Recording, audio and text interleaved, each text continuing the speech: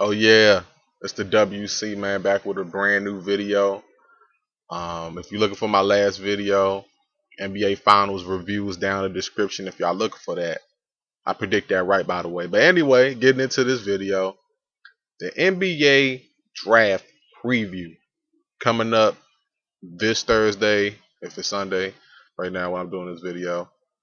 Um, Coming up this Thursday, the 27th, and I just want to give these people a little bit of a taste, a little bit of, a little bit of a peek into my brain about what I think is going to go down live from Brooklyn at the Barclays Center on ESPN.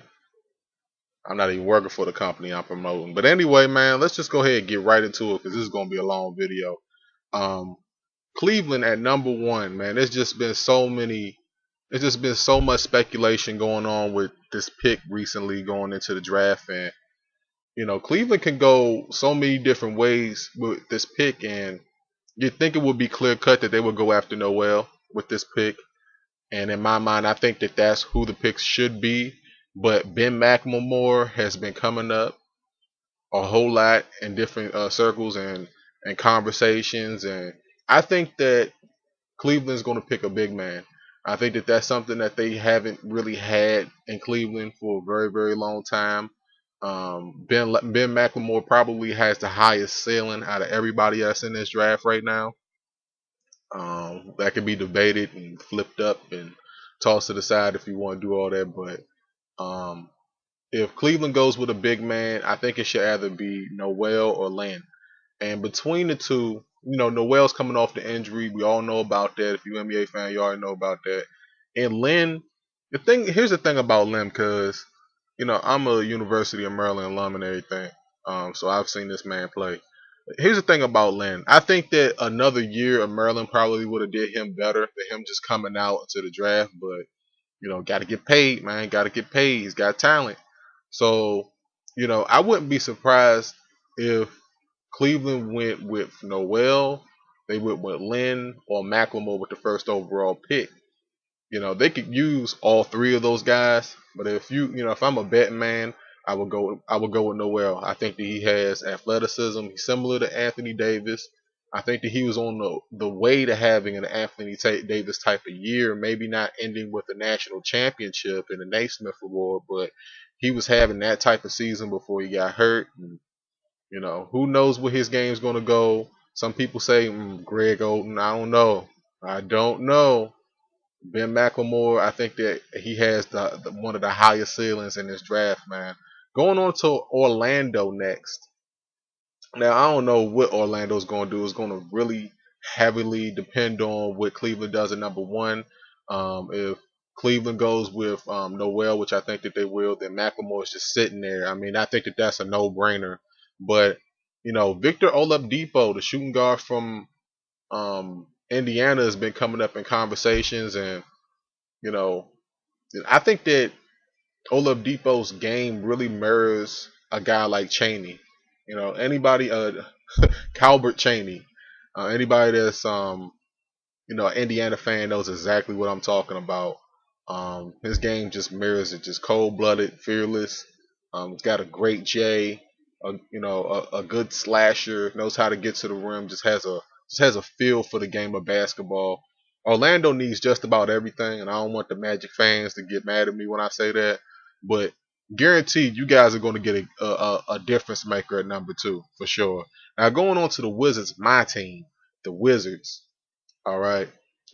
I just mentioned Oladipo. We got Bill last year, so I don't think that Oladipo is going to be the pick. The perfect pick for the Wizards would be Otto Porter, shooting guard from Georgetown. He could just, it's not like he's traveling anywhere. He he'd be playing in the same building. All jokes aside, Otto Porter is definitely a streaky shooter, and that's something that the Wizards haven't had here for a very, very long time. Ever since Tough Juice Caron Butler left for the Clippers, that position, that small forward position, has been just up in the air. Him playing with Wall and Beal next year, I mean, I don't know. I think that that's just a scary threesome right there. Just a scary trio right there. Going on to the Charlotte Bobcats, Hornets, man. Another team that needs just about everything.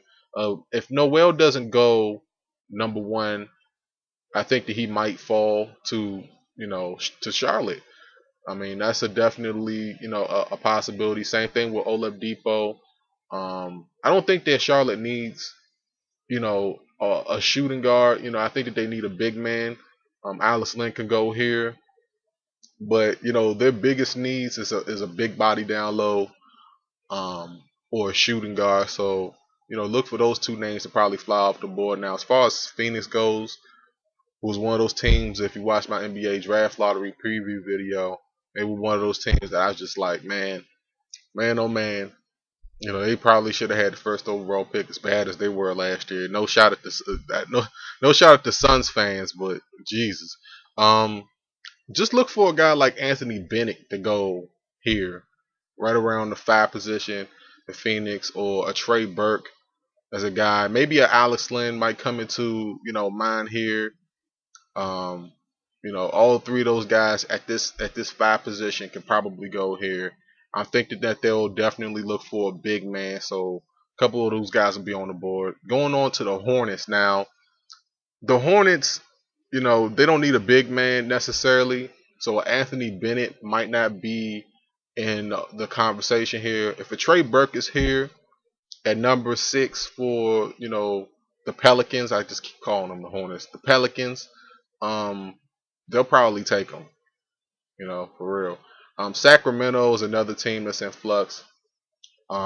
Their main position that they're going to be looking for, ironically, is going to be power forward and center. The reason why I say ironically is because Derek Cousins. I mean, I would have thought that the guy's game would have blossomed by now, a couple years later, but it hasn't really. So we're gonna be looking for a big man down there. Anthony Bennett if he's not there for sure. And then Detroit. Detroit could go a couple different ways, but I think that the pick will probably be Michael Carter Williams, a point guard from Syracuse. I think that he's a good facilitator, a guy that can move the ball around, a guy that can create his own shot, or a CJ McCollum will probably be a good pick for these guys at number 8. Moving along a little quickly, Minnesota. I don't think that Minnesota will go point guard, at all. I think that their concern will probably be shooting guard, power forward. Maybe they get a Cody Zeller from out of Indiana to kind of spell down low for them, with the injuries that Minnesota had a couple years ago. Matter of fact, not a couple years ago, but last year, kind of spell Kevin Love down low with the Cody Zeller. He's got a good mid-range game. He finishes well at the rim, a good free throw shooter. So I think that he might be in that conversation right around there. And then finally, Portland. Where does Portland go? They could go with maybe a guy like CJ McCollum. But I think that the pick will probably be either Cody Zeller if he doesn't go at number 9 to Minnesota. I think that, Portland probably goes after a guy like Shabazz Muhammad. I don't think that Shabazz Muhammad falls out of the top 10. I think the only way that Shabazz Muhammad falls out of the top 10 is if a CJ McCollum goes at number 10. And I think that maybe he might not go because Portland drafted Damian Lillard last year. So I don't think that they'll go with another guard. So I look for them to get like a big man. As far as the rest of the first round goes and steals and everything, I'm just going to mention off a few names that might be considered as steals for this NBA draft as far as first round goes. I'm just going ahead and look. I mean, a lot of guys I think that are pretty darn good, man. Pretty darn good coming out of college. Maybe a Tim Hardaway Jr. Not necessarily because he has that name, but because of his game coming out of Michigan. Jamal Franklin is a guy that I think will probably be pretty darn good. Tony Mitchell should be a first round pick. Mason Plumlee, because of the fact that he's a big body, will probably be a first round pick, mid first round pick. Just looking through, man, Glenn Rice Jr. is another guy that should probably go in the first round. somewhere around the first round. And I think that, some people will look at me crazy and say, what are you talking about? But I think that, Shane Larkin is probably going to be a very, very good guy, coming out of the draft this year, as a guy that you should probably look out for next year. But let me know what you guys think, man. Who's gonna go number one? What's you guys' top 10? I was more so doing the top 10 because me doing the whole first round that's not right. I'm not doing all that. So let me know what you guys think about who's going where. I'll post who I definitively think is gonna go in the first round. I'll do the entire first round in the description. Y'all can see what I picked out and everything. So let's see what y'all teams do, man. If your team is going to be in the draft, I hope you guys, your team gets the needs that you guys need for y'all's team. I'm pretty sure I know what my team's going to do. And hopefully next year we won't even be in the draft lottery. So that's it. That's all, man. Leave a comment, leave a like, subscribe, all that good stuff. WC, man. And I'm gone. Another notch upon my resume. Now I'm getting rap money with the better, yeah. Maybe I'm just like my pals.